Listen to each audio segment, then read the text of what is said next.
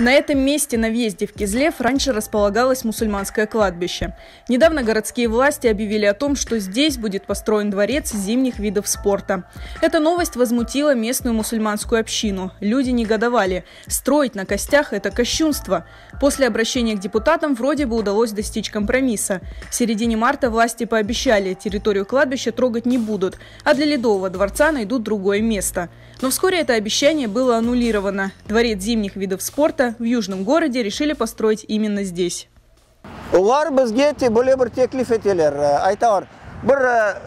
Bu toprağın bir çetin biz sizge mimariyalı ile kaldırarıq deyirler. Ama bu yağın beriniz bizge biz katok koyacağız. Lakin o da akılga sığmağan şey.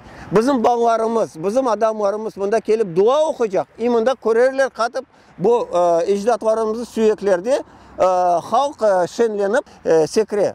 Глава администрации города Роман Тихончук оправдывает это кощунственное решение тем, что этот участок уже и так частично застроен. А вице-премьер Евгений Кабанов и вовсе заявил, что кладбища здесь никогда не было. Чтобы убедиться в своей неправоте одному из руководителей правительства, полезно было бы познакомиться с исторической справкой, специально подготовленной местными мусульманами, и хотя бы взглянуть на старые карты, где эта земля отмечена как место мусульманского кладбища.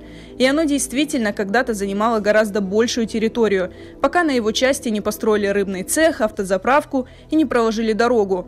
А еще представителям власти не мешало бы пообщаться с местными жителями, чьих родителей и родственников здесь хоронили. 1934 senesi Kezlevde şeerinde военный 14 evde doğulganman. Evimiz Ali'de tura. Meni Servet ağam öldü. Şu mezarlıkka jildi. İkinci ağamını patpol şehirde lemçiler attılar. Ana ne onda anda jildiler. Kırmağa qaytkandan da bir şey yok da işte şöplik bir takım yol da ben oraya varıp kaç kere kadım okudum. Bir de beni ağalarım yata ajdatlarımız yata deyip kaç kere varıp böyle kadım okugamandır özüm. Men mezarlıkta babam jildi, akam desant vaktinde öldürdüler, akam jildi. O mezarlık o yerden ötüp keteydik biz. O yerde dep aytaydılar. No biz balaydık, mezarlıkla işimiz yok idi bizim. No aytaydılar, akam anda, babam anda. Bu mezarlık idi.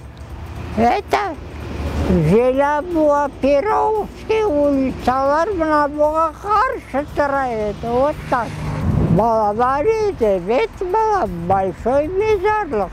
Большой mezarlık idi o. Там Евпаторияларында koyaydılar. Allah rahmet dilesinler. В 1944 году здесь еще хоронили умерших, но после депортации крымских татар кладбище сравняли с землей. Надгробия разрушили и использовали в строительстве местных санаториев. С 90-х годов местные мусульмане пытались добиться взятия этой территории под охрану. В 2001-м здесь установили памятный камень. Ukrayna vaxtında men deputat olarak bu bir kararını kabul ettirtken edim. Bu yerge status berilgen edi местного исторического значения. Talabımız bu yer qoralsın, emde kadastроy kartalarga bu mezarlıq dep yazılsın dep bu malgeçe şeerin akimiyeti bolmadı. Никто не слышит и сегодняшние протесты людей. И более того, как утверждают местные жители, сторонники строительства спорткомплекса устраивают всяческие провокации. Установили на земле скрывающие могилы биотуалет. Сваливают здесь мусор, который мусульманам постоянно приходится убирать. Местная община обращалась к республиканским властям, в правоохранительные органы, даже к президенту. Против строительства на месте мусульманского кладбища выступило и Духовное управление мусульман Крыма. Но представители власти заявляют, что решение окончательно, что строительство комплекса вскоре начнется, а если будут обнаружены человеческие останки, их перезахоронят. Biz oğa asılda bu şeylerge asılda razı değiliz. Şimdi biz karşımız ne kadar yaşasak o kadar karşı olacağız. Niçindir o olmayacak şey. Безбожное отношение к старым мусульманским кладбищам в Крыму, к сожалению, уже становится нормой. Только недавно крымско-татарскую общественность возмутила ситуация в селе Акманай, Каменское в Ленинском районе, где при прокладке газовых труб через старое мусульманское кладбище были вырыты и разбросаны человеческие останки. Теперь и в Кезлеве собираются построить ледовый дворец на костях мусульман.